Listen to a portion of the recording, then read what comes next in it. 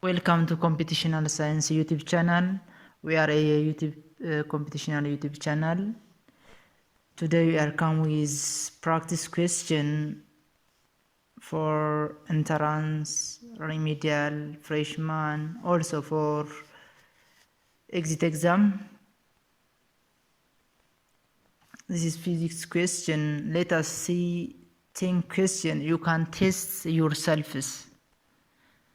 There are 10 questions that can help for entrance, remedial, freshman and exit exam students, so you can test yourselves by checking the question with each choice. So let us see each question. Question number 1 says that at what angle of projection the range and the height of the projectile motion is maximum, respectively. You can ask it the range and the height, respectively. I'm giving you 5 seconds. You can try it. A 90 degree and a 45 degree, respectively. B 180 degrees and 30 degree, C 180 degree and 90 degree, D 45 degree and 90 degree. Yes, try it.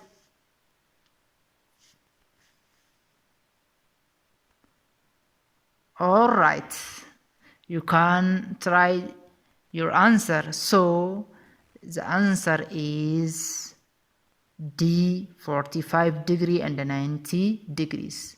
So it is maximum when the angle is 45 degrees, range or the horizontal length is maximum when its angle is 45 degree, and its height is maximum when it is 90 degrees. So the correct answer is D, is the correct answer.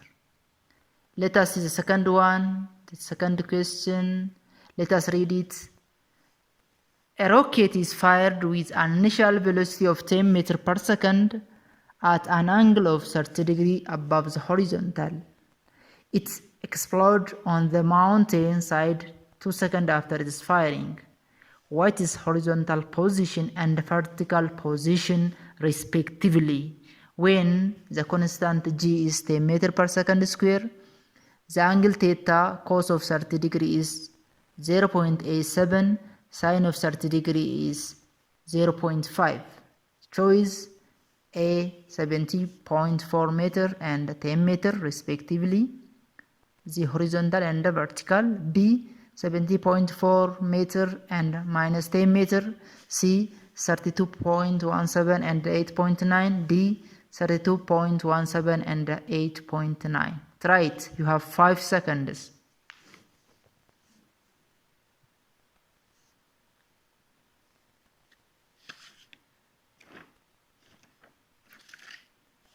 Alright, the correct answer is B, this one.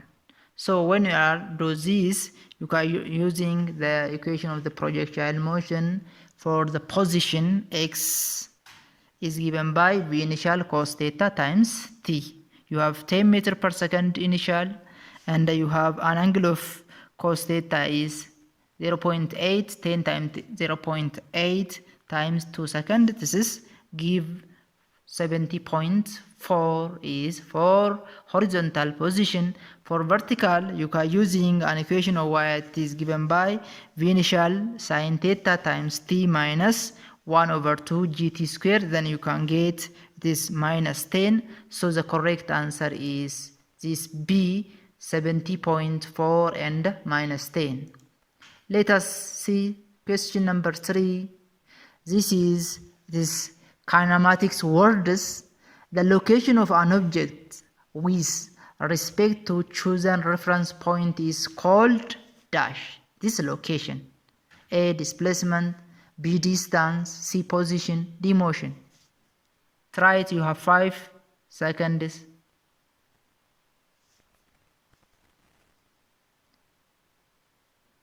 So the correct answer is C, position.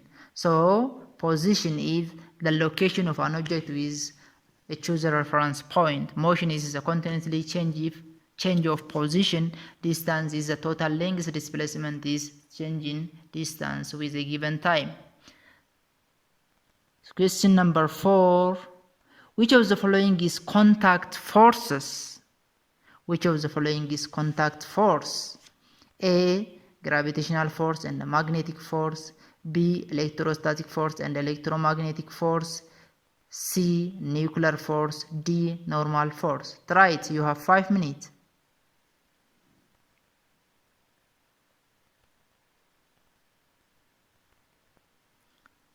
Okay. The correct answer is D. Normal force. When you can see gravitational force and magnetic force is non-contact force. Non-contact force means the force that doesn't need physical contacts. Contact force means it needs physical contact, body contact. It needs that. So when you can see gravitational force, magnetic force, electrostatic force, electromagnetic force, nuclear force it is fundamental forces, but they are not contact forces. They are non-contact force. Only normal force is considered under under contact forces. Question number 5.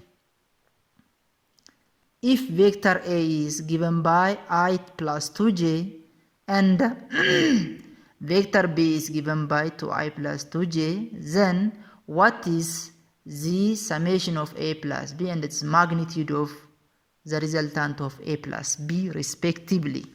A 3i plus 4j, 1, B 3i plus 4j, 5, C minus i plus 0j, 1, D 3i plus 4j minus 5. So you have 5 minutes, you have 5 seconds, you can try it.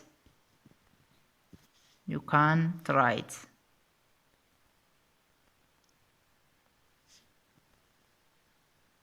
Alright, when we are back to the answer, question 3's answer is B. So the first one is we can ask it the summation of A plus B. So we can ask it A plus B. That means we can adding the vectors that have the same vector notation. We can add I with I, J with J. So here 1 plus 2 is 3. Here 2 plus 2 is 4. 3 plus 4, 3i plus 4j is a resultant 4. But the second one is asked what's the magnitude of the resultant means. You can putting under radical and make square. So 3 square is 9 plus 4 square is 60. Under radical 9 plus 60 is 25. Radical of 25 is 5. So the correct answer is B. Question number 6. If the vector V is given by 3i plus 2j and vector W is given by 6i plus 4j, what is the angle between them? What is the angle between these two vectors? A 0, B 45, C 90, D none. So you have 5 minutes, you have 5 seconds, So you can try it by yourself. You can test yourself first.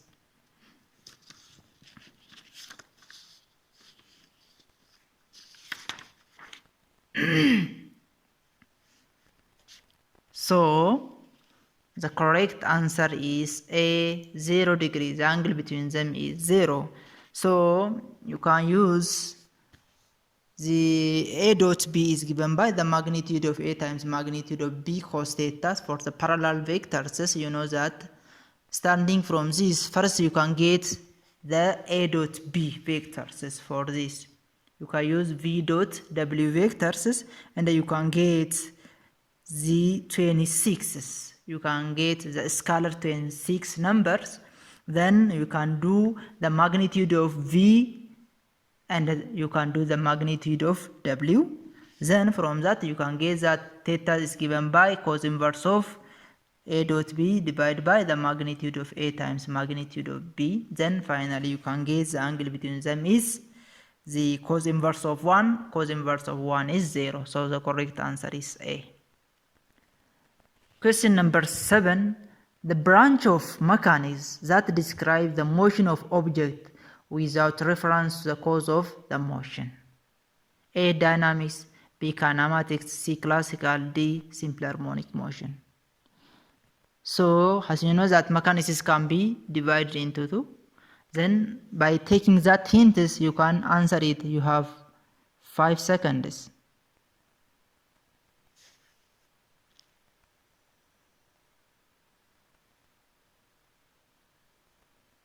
Okay, the correct answer is the branch of mechanics describe about the motion without its cause is kinematics.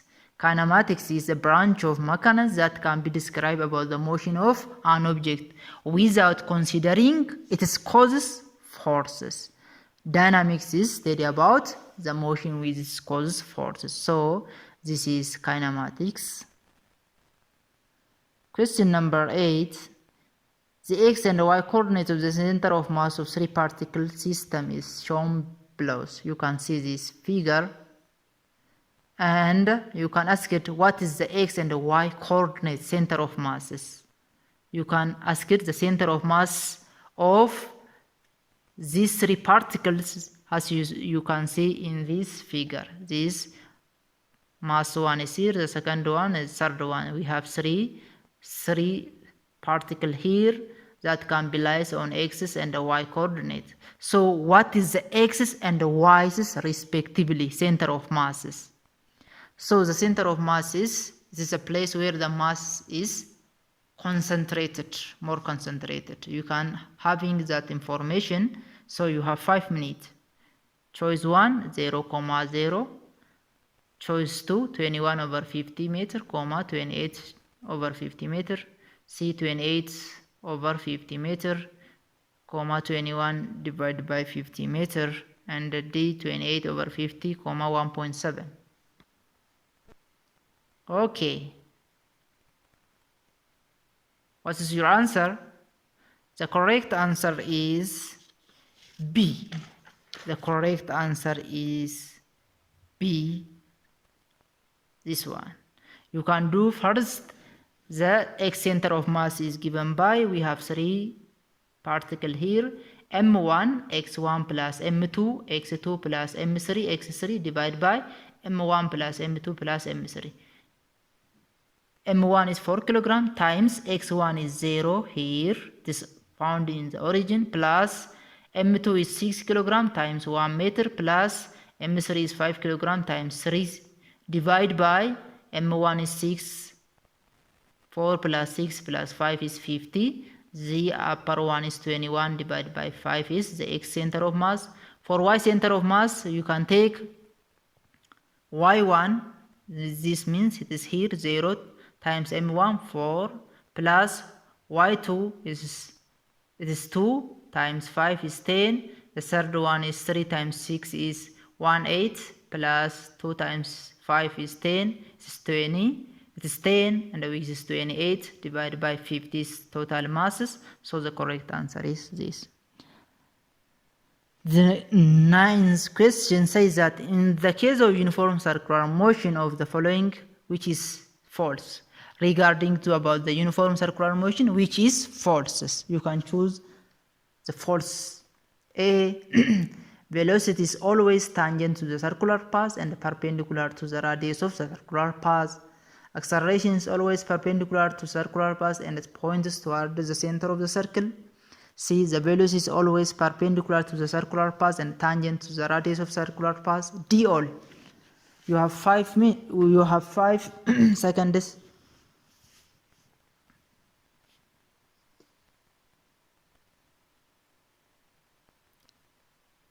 Alright, the correct answer is C. The velocity is always perpendicular to the circular path and tangent to the circle or radius of the circle is false. But velocity is always tangent to the circular path in the uniform circular motion and perpendicular to the circular path. Acceleration is always perpendicular to the circular path and it is towards the center of the radius. So the false statement is C. The last question for this is question 10 says that a small shear force is applied on an element and then removed. small shear force is applied on an element then removed. If the element regain its original position, what kind of an element can it be? If you are applying some forces on an object and remove, and that object can be regain its original shapes and size, what we can say that element is A solid, B liquid, C gas, D all. Right. The correct answer is solid. Solid can be regain its original shapes and size, but this is the plastic material. So we can say that plastic material can be regain its original shapes and size after this force can be removed on it. So you can make comments and you can subscribe our computational side YouTube channels, and you can comment how much you can get from this 10 question, and you can come back with the another question starting from in the next part. This is part 1. We come in part 2. Thank you.